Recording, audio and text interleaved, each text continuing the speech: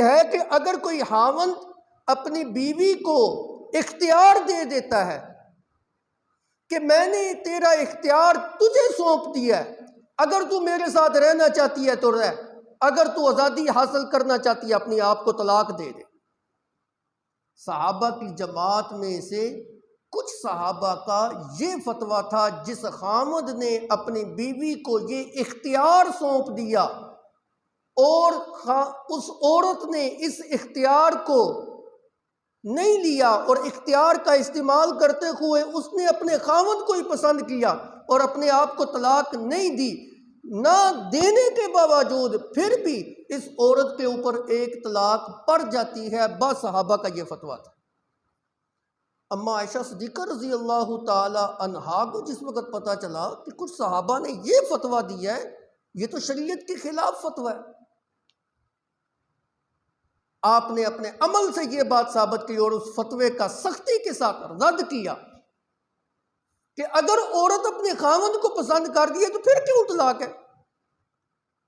پھر تو طلاق کا کوئی جواز ہی نہیں بنتا، جہاں تو وہ اپنے اختیار کو استعمال کرتے ہوئے اپنے آپ کو طلاق دے۔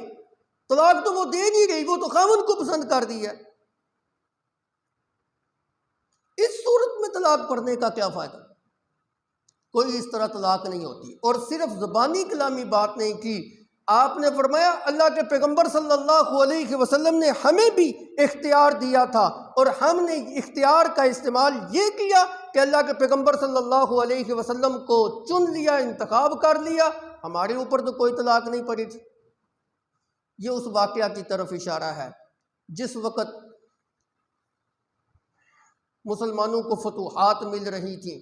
جنگ احزاب کے بعد مال غنیمت آیا تھا، اللہ کے پیغمبر نے مال غنیمت کو مسلمانوں کے اندر تقسیم کیا، مسلمانوں کے گھر آباد ہونے لگے، عورتیں خوشحال ہونے لگے، ان کے نان نفقے زیادہ ہونے لگے۔ کچھ ازواج مطہرات نے بھی اپنے نان نفقے میں زیادتی کا مطالبہ اللہ کے پیغمبر صلی اللہ علیہ وسلم سے کر دیا۔ اللہ کے پیغمبر صلی اللہ علیہ وسلم کو ازواج مطہرات کا یہ نان نفقے کی زیادتی کا مطالبہ کرنا پسند نہ آیا۔ آپ نے 1 ماہ تک اعلیٰ کیا، بالا خانے کے اندر تشریف لے گئے، 1 ماہ جو ہے نا وہاں پہ گزارا، اور 1 ماہ گزارنے کے بعد جس وقت نیچے تشریف لائے تو قرآن مقدس کی یہ آیتیں نازل ہوئی تھیں جو آپ نے ازواج مطہرات کے سامنے تلاوت کی۔ اعوذ باللہ من الشیطان الرجیم، یا ایھا النبی قل لازواجک ان کنتن تردن الحیاۃ الدنیا وزینتها فتعالین امتعکن واسرحکن سراحا جمیلا۔ اے نبی اپنی بیویوں کو یوں فرما دیجئے،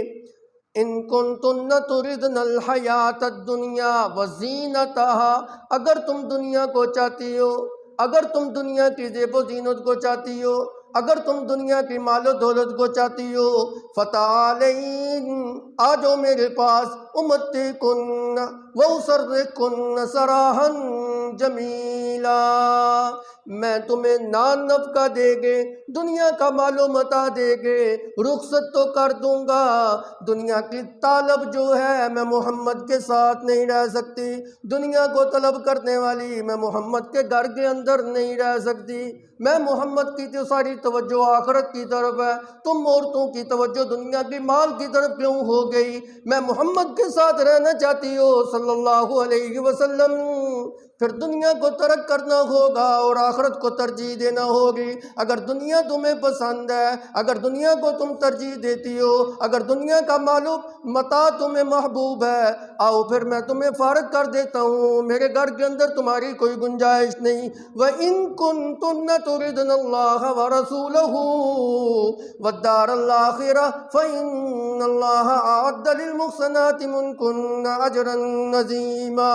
اگر تم اللہ کو چاہتی ہو، اس کے رسول کو چاہتی ہو، آخرت کی کامیابیاں سمیٹنا چاہتی ہو تو سن لو، فَإِنَّ اللَّهَ أَعَدَّ لِلْمُحْسِنَاتِ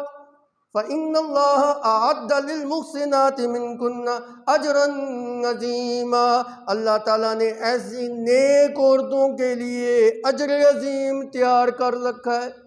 پھر تمہارے لیے اجر عظیم ہے۔ یا نساء النبی من یأت منکن بفاحشۃ مبینہ یضاعف لها العذاب ضعفین وکان ذلک علی اللہ یسیرا۔ اور سنو اے میرے نبی کی گھر والیو، تم میں سے جو کوئی بے حیائی کا کام کرے گا، اللہ اکبر، نبی کی گھر والی ہو اور بے حیا ہو، ایسے تو ہو ہی نہیں سکتا۔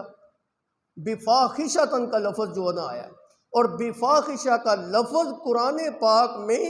زنا کے لیے استعمال ہوا ہے، اور جہاں پر بھی جو ہے استعمال ہوا ہے، توجہ کیجئے گا،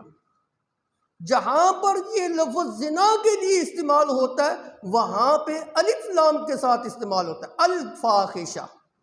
یہاں پہ بفاحشہ الف لام ساتھ نہیں آیا۔ علماء نے یہ نقطہ یہاں پہ جو ہے نا وہ لکھا ہے، اگر یہ الف لام کے ساتھ ذکر کیا جائے الفاحشہ تو اس سے مراد وہ معین بے حیائی یعنی زنا کی طرف اشارہ ہے، اور اگر بغیر الف لام کے ذکر کیا جائے تو اس سے مراد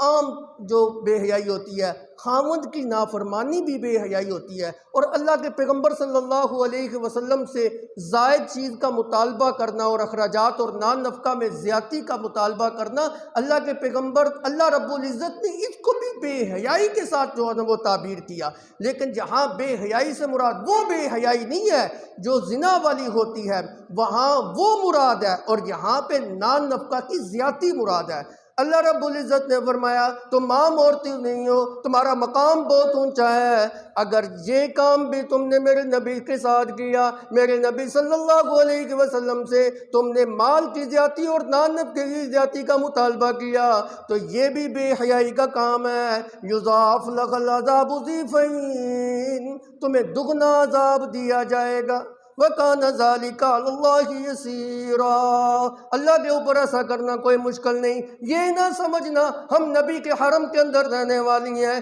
یہ نہ سمجھنا ہم نبی کے نکاح کے اندر رہنے والی ہیں، یہ نہ سمجھنا ہم امام الانبیاء کے گھر کے اندر رہنے والی ہیں، یہ نہ سمجھنا ہمارا مقام بڑا اونچا ہے، اللہ ہمیں سزا نہیں دے گا۔ كَانَ ذَلِكَ عَلَى اللَّهِ يَسِيرًا،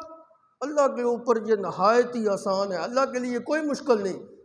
کوئی محمد صلی اللہ علیہ وسلم کے گھر میں رہنے والا ہو، کوئی کتنا ہی اونچے منصب کے اوپر فائد ہو، کوئی کتنا ہی جاہ و جلال والا ہو، کوئی کتنا ہی مال والا ہو، کوئی کتنا ہی عزت اور آبرو والا ہو، کوئی کتنا ہی اونچے خاندان والا ہو، حتیٰ کہ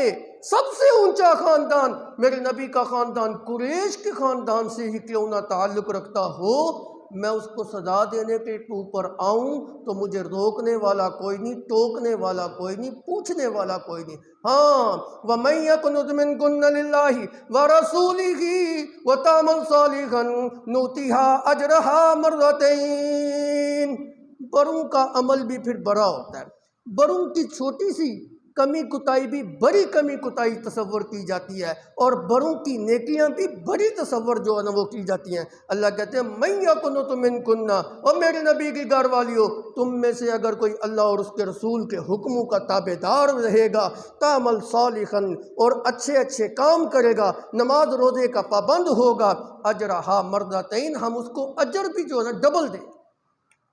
اگر سزا ڈبل ہے تو عمل کا اجر بھی ڈبل، اگر سزا ڈبل ہے تو ثواب بھی ڈبل ہے۔